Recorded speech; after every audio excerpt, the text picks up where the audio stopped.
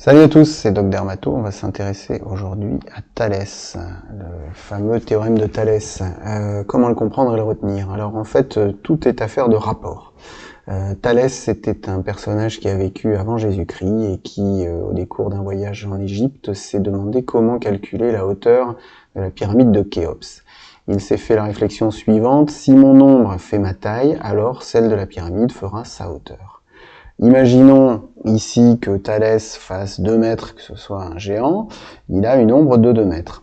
Cette pyramide fait 20 mètres, elle a une ombre de 20 mètres, il a déduit la hauteur de la pyramide de son ombre au temps de t, où son ombre à lui faisait la hauteur de son corps. Donc on avait un rapport 1 entre la longueur de l'ombre et la hauteur du personnage, la longueur de l'ombre et la hauteur du monument. On peut imaginer que ces rapports soient démultipliés lorsque le soleil se couche. Et donc il se dit, le rapport que j'entretiens avec mon ombre est le même que la pyramide entretient avec son ombre.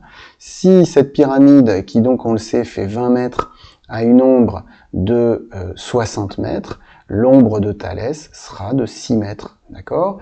On a ici un rapport 3. Donc, si Thalès se mettait ici au bout de l'ombre de la pyramide et que son ombre rejoignait le bout de l'ombre de la pyramide, on aurait 2 triangles, un petit triangle et un grand triangle qui sont équivalents, c'est-à-dire qu'il y a un petit et un grand, mais ils sont pareils, ils ont les mêmes proportions.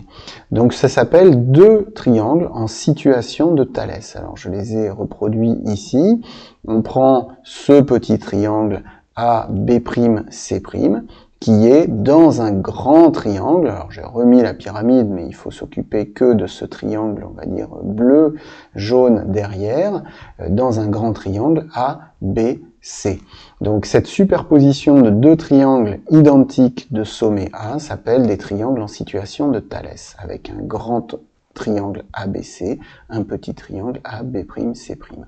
Si B'C' est parallèle à BC, ce qui est le cas puisqu'on a 2 triangles identiques, et bien alors les rapports des côtés entre eux, c'est-à-dire petit côté, grand côté, sont toujours les mêmes. Ici, l'ombre de Thalès fait 6 mètres. L'ombre de la pyramide fait 60 mètres. On a donc un rapport AC' sur AC de 6 sur 60, donc 1 sur 10. Si ici, la hauteur de Thalès fait 2 mètres, la hauteur de la pyramide fait 20 mètres. On a donc un rapport B'C' sur BC, qui est donc de 2 sur 60. Donc ici toujours, 2 sur 20, excusez-moi, donc ici toujours un rapport de 1 sur 10. Donc on peut dire que AC' sur AC est égal à B'C' sur BC est égal à AB' sur AB. Voilà, ça c'est le théorème de Thalès.